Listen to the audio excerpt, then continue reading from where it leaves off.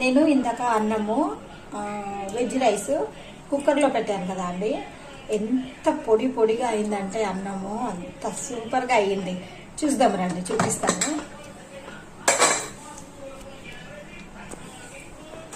ఇది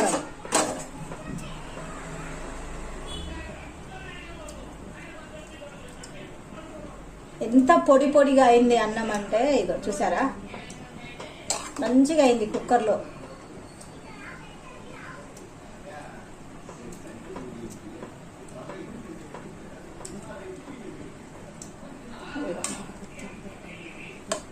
అసలు క్యారెట్ ముక్కలు, ఆలుగడ్డల ముక్కలు ఎలా వేసానో అలాగే ఉన్నాయి. ఇదిగో మెత్తగా ఉడికిపోయింది, కానీ ఇంత కూడా అవి పగిలిపోలేదన్నమాట. నేను ఎలా కట్ చేసి వేసానో అలాగే వచ్చింది.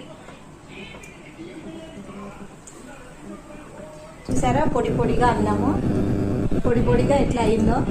రైస్ కుక్కర్లోనే మంచిగా అయిందండి. కుక్కర్లో అయితే వెజ్ రైస్, వెజ్ బిర్యానీ లాగా చేశాను.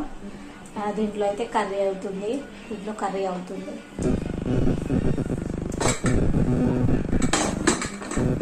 ఓకేనండి, మరి మీరేం కర్రీ చేశారు కామెంట్ చేయండి.